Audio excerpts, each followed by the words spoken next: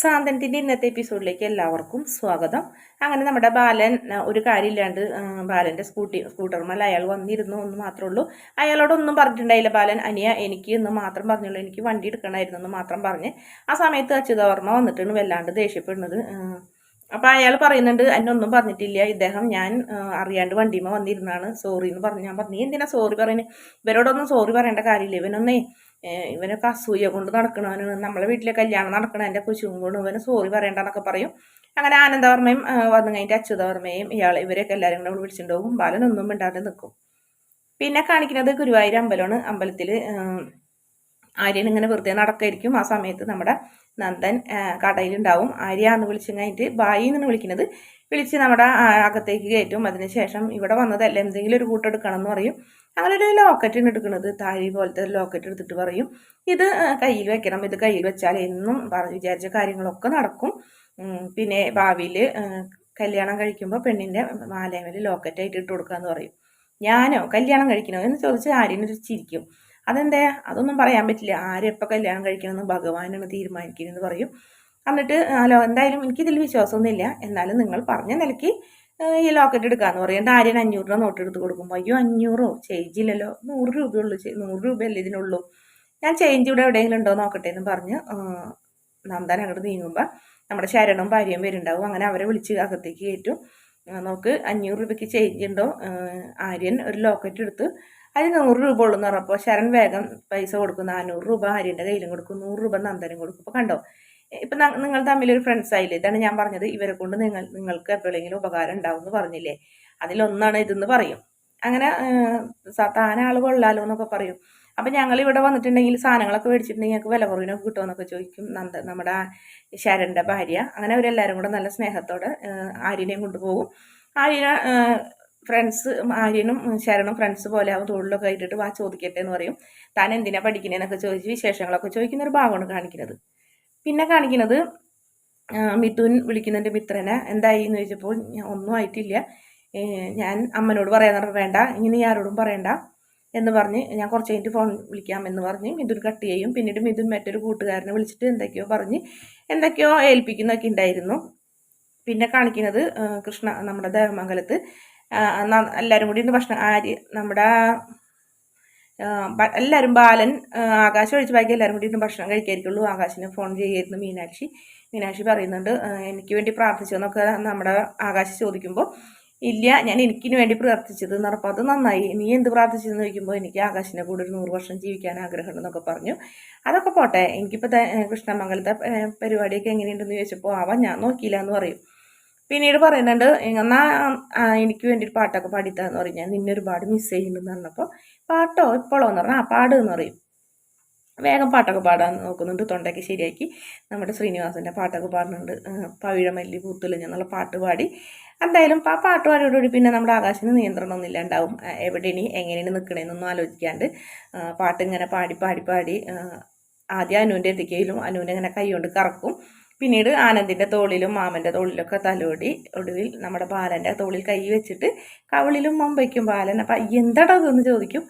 അങ്ങനെ തന്നെ പിന്നെ കാണിക്കുന്നത് ആകാശ് പാഞ്ഞു പോകണം, മുറിയിൽ കയറി ഒച്ചെടുത്തുകൊണ്ടാണ് കയറുന്നത്, പേടിച്ചിട്ട് മറ്റുള്ളവരൊക്കെ അന്തം വിട്ട് നിൽക്കുന്നത് എന്താ സംഭവിച്ചതെന്ന് അറിയാണ്ട്.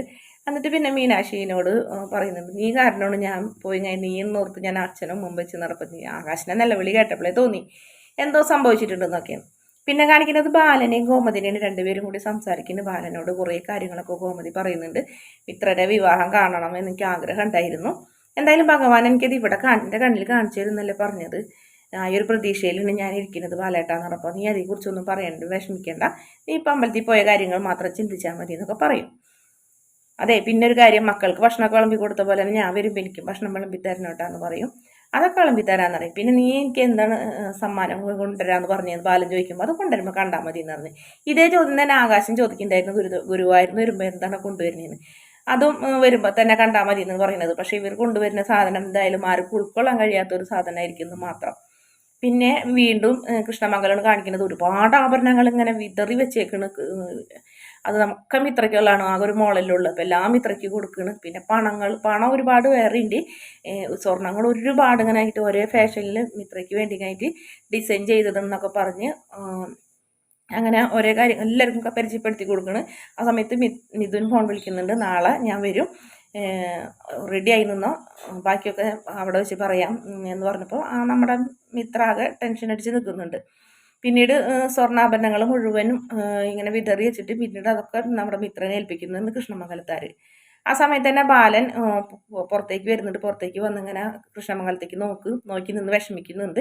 അപ്പം ഇങ്ങനെ പറയുന്നുണ്ട്, എൻ്റെ ഗോമതി പറഞ്ഞ പോലെ ഞാൻ ഈ വീട് ഒരു തമ്മിൽ സ്നേഹമായിരുന്നെങ്കിൽ ഇപ്പം ഈ വീട്ടിൽ വന്ന് കയറേണ്ട പെൺകുട്ടിയായിരുന്നു നമ്മുടെ മിത്ര എന്നൊക്കെ ഇങ്ങനെ ആലോചിച്ച് വിഷമിച്ച് നിൽക്കുന്നുണ്ട്. ആ സമയത്ത് ആനന്ദം വരും, എന്താ വെച്ചാൽ എന്തിനാ അങ്ങോട്ട് നോക്കിക്കണെന്ന് വെച്ചപ്പോൾ ഒന്നില്ല മോനെ എന്ന് പറയും. ആ സമയത്ത് മറ്റാൾ വന്ന് ആ സ്കൂട്ടറിൽ വന്നിരുന്ന ആൾ പറയുന്നുണ്ട്, ചേട്ടാ സോറി ഇട്ടാ ഞാൻ അറിയാണ്ട് വന്നിരുന്നാന്ന് പറഞ്ഞപ്പോൾ അതൊന്നും സാരില്ല ഇനിയാ, പേരും തൊട്ട് ചേട്ടൻ്റെ നോക്കുമ്പോൾ പേരൊന്നും അറിയാണ്ടിരിക്കണം നല്ലത്, അതൊന്നും നിങ്ങളുടെ ആരോഗ്യത്തിന് നല്ലതെന്ന് പറയും. ആ സമയത്ത് തന്നെ അച്യുതം വന്നു കഴിഞ്ഞിട്ട് വീണ്ടും വഴക്കുണ്ടാക്കുന്നു. ആനന്ദോർമ്മയും വരും, രണ്ടുപേരും കൂടെ ബാലൻ ഒരു കാര്യമില്ലാണ്ട് ഇങ്ങനെ വഴക്ക് പറയുന്നു. അതെ അസൂയ കൊണ്ട് നോക്കിക്കണാണ് കൃഷ്ണമംഗലത്തെ കല്യാണം നടക്കാൻ പോവല്ലേ, അതിനു മുന്നേ തൻ്റെ വീട്ടിൽ കല്യാണം നടത്തുന്നിട്ട് എന്തായി, അതും നടന്നില്ലല്ല, ആ കുശുമ്പോഴും നിൽക്കുന്നൊക്കെ പറഞ്ഞിട്ട് ഇങ്ങനെ ബാലൻ അധിക്ഷേപിക്കുന്നുണ്ട്.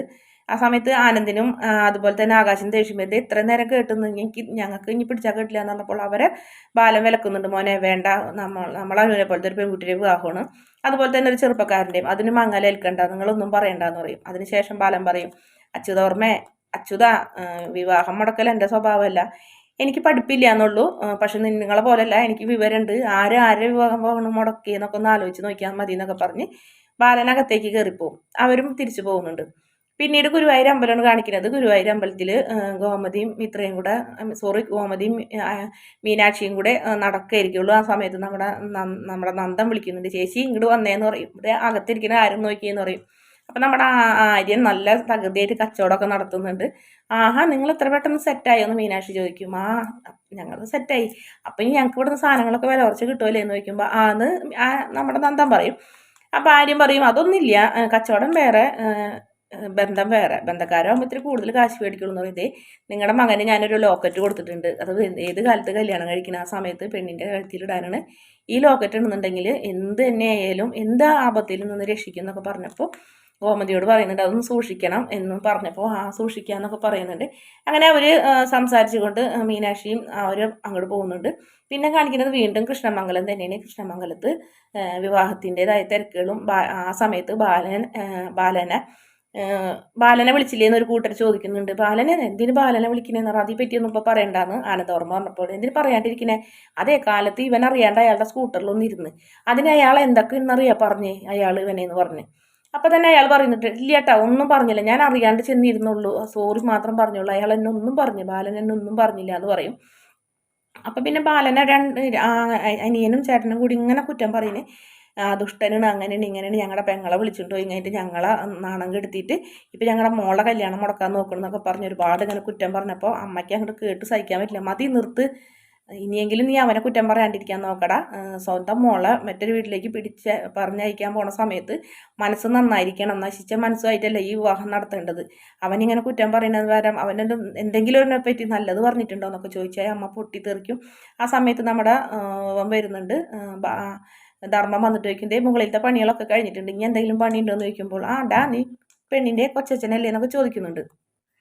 എന്നൊക്കെ ചോദിക്കുമ്പോൾ ധർമ്മം പറയാം, അങ്ങനെയും പറയാം എന്നൊക്കെ പറഞ്ഞ് ധർമ്മൻ, വാ അമ്മേ നമുക്ക് അപ്പുറത്തേക്ക് എങ്ങാനും പോകാമേ എന്ന് പറയുമ്പോൾ ശരി മോനെ വാ, നമുക്ക് അതാണ് നല്ലതെന്നൊക്കെ പറയും.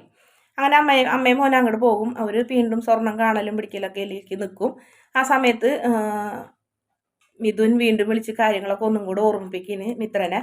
അതിനുശേഷം എന്താ പരിപാടി എന്നൊക്കെ ചോദിക്കുമ്പോൾ അതൊന്നും നീ അറിയണ്ടെന്നാണ് പറയുന്നത്. മിഥുൻ്റെ സംസാരത്തിൽ തന്നെ മിത്രയ്ക്ക് വല്ലാത്തൊരു പേടിയുണ്ട്. അങ്ങനെ മിത്ര ഭഗവാൻ എടുത്തിട്ട് ഇങ്ങനെ മനസ്സിൽ അങ്ങനെ ആലോചിക്കും, പറയുന്നു, ഭഗവാനെ എനിക്ക് ഒരു തീരുമാനം എടുക്കാൻ കഴിയുന്നില്ലല്ലോ. മിഥുൻ പറഞ്ഞ കാര്യങ്ങൾ ഓർക്കണം, പന്തൽ കത്തിക്കും, കല്യാണ മണ്ഡപം കത്തിക്കും, ഞാനതിൽ ചാവും എന്നൊക്കെ പറഞ്ഞപ്പോൾ മിത്ര ചെറുതായിട്ടൊന്ന് പേടിക്കുന്നുണ്ട്. അങ്ങനെ മിത്ര പോകാൻ തന്നെ തീരുമാനിക്കും. പക്ഷെ പോകാൻ തീരുമാനിക്കുന്ന സമയത്തും നമ്മുടെ മിഥുൻ നമ്മുടെ ആര്യൻ ആലോചിക്കുന്നു. ആര്യൻ പറയുന്ന കാര്യം, നീ ആരും കാണാതെ ഫ്രോഡിന് ഫോൺ വിളിച്ച് നിൽക്കായിരിക്കും അല്ലേ, ഞാനിപ്പോഴും ഇനിയും ഞാൻ നിന്നോടൊരു കാര്യം പറയണേ, നീ സൂക്ഷിച്ചാൽ ദുഃഖിക്കണ്ട, എനിക്ക് അത്രയും നിന്നോട് പറയാനുള്ളൂ എന്നൊക്കെ പറയുമ്പോൾ ആര്യൻ പറഞ്ഞ വാക്കൊക്കെ ഇങ്ങനെ നമ്മുടെ മിത്ര ഇങ്ങനെ മനസ്സിലിട്ട് ഇങ്ങനെ ആലോചിക്കുന്നു, എന്തുകൊണ്ടായിരിക്കും ആര്യൻ അങ്ങനെ പറഞ്ഞത്, മിഥുൻ നല്ലതാണോ ചീത്തയാണോ എന്നൊക്കെ ഒരു കൺഫ്യൂഷൻ ഉണ്ട്. എന്തായാലും ആര്യൻ്റെ ആ വാക്ക് നമ്മുടെ മിത്രയുടെ മനസ്സിൽ ഇപ്പം അത് കൊണ്ടിട്ടുണ്ട്. അങ്ങനെ അതിങ്ങനെ ആലോചിച്ച് ടെൻഷൻ അടിച്ച് നിൽക്കുന്ന മിത്രനെ കാണിച്ചുകൊണ്ടാണ് ഇന്നത്തെ എപ്പിസോഡിൻ്റെ അവസാന ഭാഗം. വീഡിയോ ഇഷ്ടപ്പെടുകയാണെങ്കിൽ ചാനലൊന്ന് സബ്സ്ക്രൈബ് ചെയ്ത് സപ്പോർട്ട് ചെയ്യണേ.